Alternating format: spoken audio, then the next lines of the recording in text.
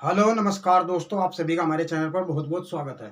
और जो आज की वीडियो होगी इस पर हम बात करेंगे दक्षिणी अमेरिका की जो जलवायु है, मैं उस पर आज की वीडियो में बात करूंगा। और आप मेरे साथ पढ़ रहे हैं विश्व भूगोल की हम तैयारी कर रहे हैं।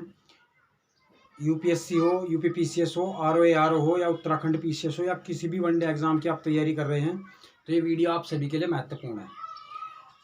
दक्षिण अमेरिका से अगर कोई भी क्वेश्चन आता है किसी भी एग्जाम में, वहाँ की जलवायु को लेकर, सेलवाज क्या है, पंपाज क्या है, मैं उनको भी पूरा कॉन्सेप्ट आपको समझाऊंगा। और ये वीडियो ज़्यादातर कॉन्सेप्ट वाली होगी, तो आप इस वीडियो को अंत तक जरूर देखें। और अगर आप नए हैं तो हमारे चैनल को सब्सक्राइब जरूर कर लें, ठीक है। और उससे पहले मैं आप लोगों को बता दूं कि अनअकैडमी पर हमारा कोर्स चल रहा है यूपी पीसीएस प्रीलिम्स को लेकर 2022। उसमें लाइव क्लासें आपको मिलती हैं। टॉप एजुकेटर आपको जो है लाइव क्लासें देते हैं। बैक ईयर के क्वेश्चन, प्रैक्टिस सेट्स जो है आपको सभी मिल जाएंगे। और मेरा ये रेफरल कोड है UWP10। अगर आप इसका यूज करते हो तो आपको 10 से 15% की छूट भी मिल जाएगी। तो आप जो है हमारे सब्सक्रिप्शन का लाभ भी जरूर लें। तो दोस्तों चलो शुरू करते हैं हम आज की वीडियो। ये देखिए, ये मैंने पूरा दक्षिण अमेरिका का जो है पूरा मैप बनाया हुआ है। और ये अमेजन नदी है, अमेजन नदी घाटी, ठीक। और इसके पश्चिम में, महाद्वीप के पश्चिम में जो है लंबी सी जो आपको ये लाल रंग से पर्वत श्रृंखला है, एंडीज पर्वत श्रृंखला, ये दुनिया की सबसे बड़ी सबसे लंबी पर्वत श्रृंखला है। और इसकी सबसे ऊंची चोटी का नाम है अकांकागुआ, जो चिली में पड़ती है। अकांकागुआ जो है मैंने चोटी बनाई हुई है, आप ये देखिए, चिली में पड़ती है, ठीक है। तो हम इस पर सब पे बात करेंगे एक एक पे। सबसे पहले मैं आप लोगों को समझा दूं, आप ये देखिए, जो इसके पश्चिम में जो पर्वत है एंडीज पर्वत, इससे एक नदी निकलती है, उसका नाम है अमेजन नदी। ये अमेजन नदी है और ये दो देशों से होकर बहती है। ये पेरू है, पेरू और ब्राज़ील, ये ब्राज़ील है। पेरू और ब्राज़ील दो देशों से होते हुए अमेजन जो है विषुवत रेखा 0 डिग्री, जो विषुवत रेखा है उस पर ही अपना मुहावना बनाती है। 0 डिग्री के ऊपर अपना प्रॉपर मुहावना बनाती है, ठीक। और ब्राज़ील जो है कॉफ़ी उत्पादन में नंबर 1 है। और यहाँ पर एक बंदरगाह पाया जाता है, इसका नाम है मनोस बंदरगाह। ये सबसे अंतरतम, दुनिया का सबसे अंतरतम बंदरगाह। अंतरतम मतलब जिसका जो समुद्र तट से जितनी ज़्यादा दूरी होती है, जैसे यहाँ पे समुद्र तट से अंदर जाकर है कम से कम 200 से 250 किलोमीटर। तो ये सबसे अंतरतम बंदरगाह है। और नदी, इसको नदी बंदरगाह भी कहते हैं। क्या कहते हैं इसको? नदी बंदरगाह। ये दुनिया का सबसे अंतरतम बंदरगाह है, ठीक है। ये है। आइए अब हम बात करते हैं, मैं आपको समझा दूं। आप ये देखिए, जो दक्षिणी अमेरिका महाद्वीप है, इसके जो पूर्व में है अटलांटिक महासागर और इसके पश्चिम में जो है प्रशांत महासागर है, ठीक। तो जो अटलांटिक महासागर है, विषुवत रेखा पर जो है दुनिया की सबसे ज़्यादा जैव विविधता पाई जाती है। उसका कारण क्या है कि साल भर जो है सूर्य की लंबवत किरणें जो है विषुवत रेखा पर रहती है और यहाँ पर खूब पर्याप्त मात्रा में जो है वर्षा होती है। तो विषुवत रेखा पर जो है सबसे ज़्यादा जैव विविधता पाई जाती है। आप ये देखिए, आपको मैं समझा दूं, एक कॉन्सेप्ट है। सबसे पहला आप ये देखिए, अगर मान लिया ये पृथ्वी है हमारी और ये 0 डिग्री है विषुवत रेखा, 0 डिग्री विषुवत रेखा, या इसको भूमध्य रेखा भी कहते हैं। तो 0 डिग्री इधर नॉर्थ पोल और इधर साउथ पोल, ठीक। 0 डिग्री से लेकर, और अगर आप ये मान लो कि 10 डिग्री नॉर्थ में और 10 डिग्री जो है यहाँ पर साउथ में, जो ये वाला एरिया है इसको हम बोलते हैं उष्ण कटिबंधीय क्षेत्र। क्या बोलते हैं? उष्ण कटिबंधीय क्षेत्र। और यहाँ पर जो है सबसे ज़्यादा जैव विविधता मिलती है पूरी दुनिया के अंदर, उष्ण कटिबंधीय क्षेत्र। तो हम बात कर रहे थे जो इधर वाला एरिया है, ये अटलांटिक महासागर वाला। तो अटलांटिक महासागर के अंदर क्या होता है कि साल भर सूर्य की लंबवत किरणें पड़ती है। तो उससे क्या होता है कि जो महासागर है उसका जल जो है बहुत ही ज़्यादा गर्म हो जाता है। और ज़्यादा जल गर्म होने से क्या होगा? वाष्पीकरण होगा, वाष्पीकरण होगा तो वहाँ पे जो है हवाओं में नमी की मात्रा बहुत ज़्यादा बढ़ जाती है। और जब हवा जो है वो नमी से लबालब हो जाएगी, बहुत ज़्यादा बढ़ जाएगी, तो हवाएं जो है वो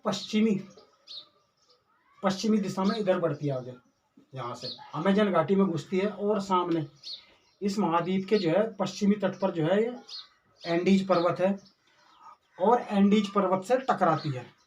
जो हवाएं हैं नमी से लबालब भरी हुई, एंडीज पर्वत का जो पूर्वी ढाल है, हिमालय पर्वत है, इसका जो पूर्वी ढाल है, तो हवाएं जो है उसके पूर्वी ढाल पर टकराती है और अपनी सारी नमी वहीं गिरा देती है। हवाएं जो है इसके पूर्वी ढाल पर पूरी नमी गिरा देती है, और उससे क्या है, यहाँ पर साल भर वर्षा होती रहती है। और ये विषुवत रेखा वाला क्षेत्र है, तो यहाँ पर जो है प्रकाश जो है और वर्षा खूब होती है, इसलिए यहाँ पर जो है वनस्पति की भरमार पाई जाती है। दुनिया का सबसे ज़्यादा जैव विविधता अमेजन जंगल में ही मिलती है। उसके मैंने आपको कारण बताया है कि यहाँ पर वर्षा खूब होती है, और दूसरा यहाँ पर सूर्य की जो धूप है वो पर्याप्त मात्रा में मिलती है। और जस्ट अगर इसके उल्टे बात करें, जो एंडीज पर्वत है और जो इसका पश्चिमी ढाल है वो जस्ट इसका उल्टा है, वहाँ पर बिल्कुल भी वर्षा नहीं होती है और वो सूखा स्थल हो गया है। जो इसका पूर्वी ढाल है वहाँ पे जो हवाएं हैं वो अपनी पूरी नमी जो है इसके पूर्वी ढाल पर ही छोड़ देती है, और जो पश्चिमी ढाल है या जो इधर वाला एरिया है वो पूरा शुष्क इलाका है। और यही कारण है कि एंडीज पर्वत पर जो है इसके पश्चिमी ढाल पर जो है यहाँ पे एक मरुस्थल पाया जाता है जिसका नाम है अटाकामा मरुस्थल। अटाकामा मरुस्थल बन गया है, और यहाँ पर वर्षा बिल्कुल भी नहीं होती। और यहाँ पर दुनिया का सबसे ज़्यादा सूक्ष्म एक स्थल है जिसका नाम है अरिका। अरिका दुनिया का सबसे शुष्कतम स्थल है पूरी दुनिया में, यहाँ पे बिल्कुल भी वर्षा नहीं होती, सबसे शुष्कतम स्थल बन गया है। ठीक, तो जो पूरी वर्षा है वो अमेजन घाटी में होती रहती है, और जिससे यहाँ पे जो है सैलवास जो है सदाबहार वन पाए जाते हैं। सदाबहार वन हमेशा जहाँ पे 200 सेंटीमीटर से ज़्यादा वर्षा और उच्च मात्रा में प्रकाश होगा वहाँ पे सदाबहार वन पाए जाएंगे। सदाबहार वन जो है चौड़ी चौड़ी पत्तियों वाले वृक्ष होते हैं, और इनमें जो है इतनी ज़्यादा प्रतिस्पर्धा होती है कि जो सूर्य की धूप है इन पेड़ों की जड़ों तक भी नहीं पहुँच पाती। और यहाँ पर जो है छोटी मोटी जो लताएं हैं या जो छोटी वनस्पति है उनको प्रतिस्पर्धा करनी पड़ती है धूप के लिए। उसका कारण यह धूप लेने के लिए उन्हें प्रतिस्पर्धा करनी पड़ती है।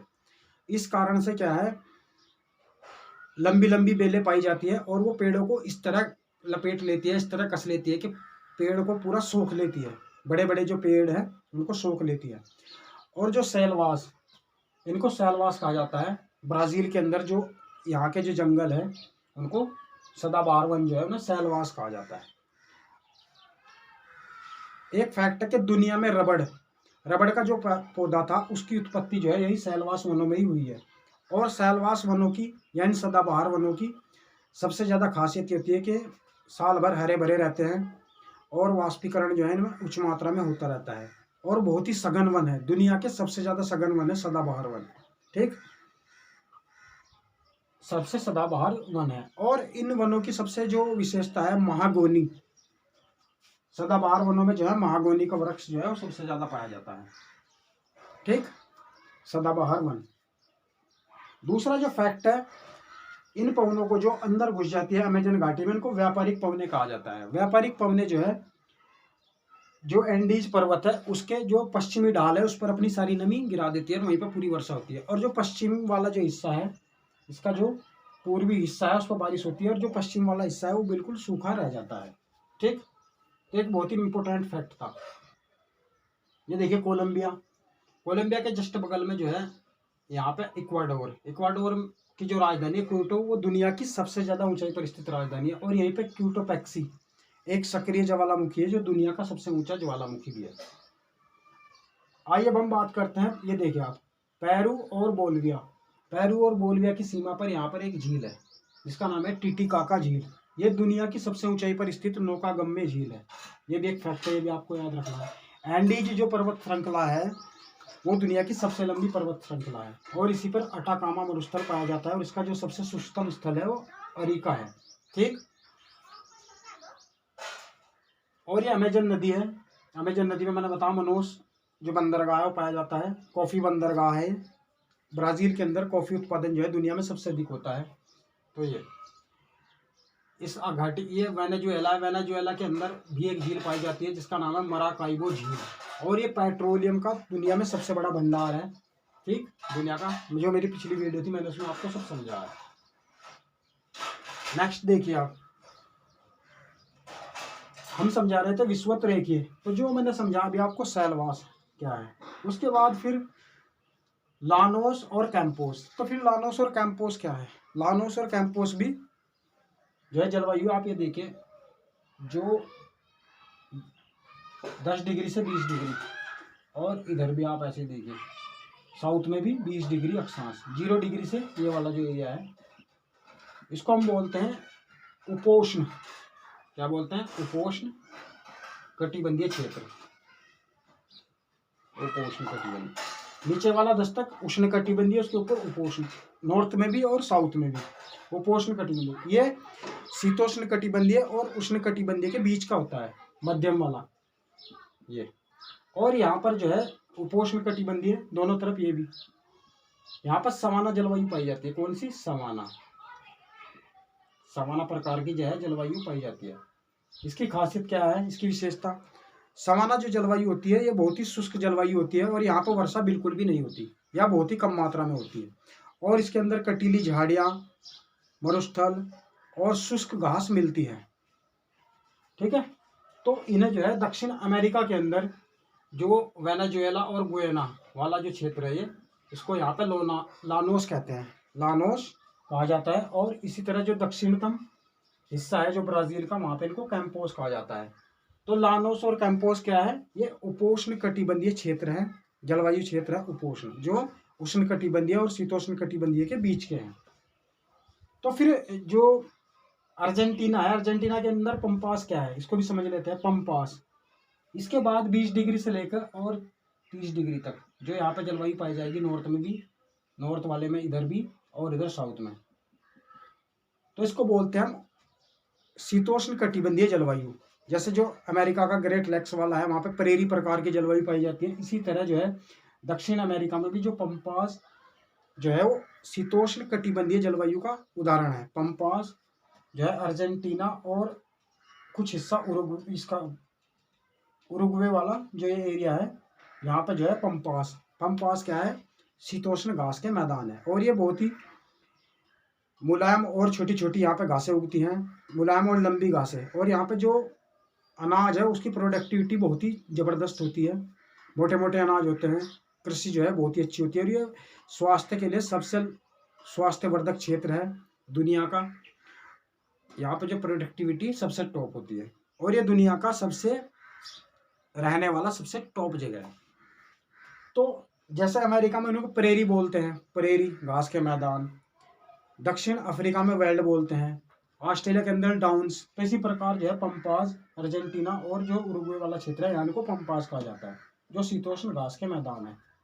ठीक, आइए थोड़ा सा मैं आपको और बता दूं, जो महाद्वीप है इसका जो दक्षिणतम तट है, आपको शायद नहीं दिख रहा, जो चिली और इसके जो सबसे नीचे जो है टेरा डेल फिगो, एक महाद्वीप, ये क्या नाम द्वीप है, ये दोनों जो है मैगलन जल संधि के द्वारा अलग होता है।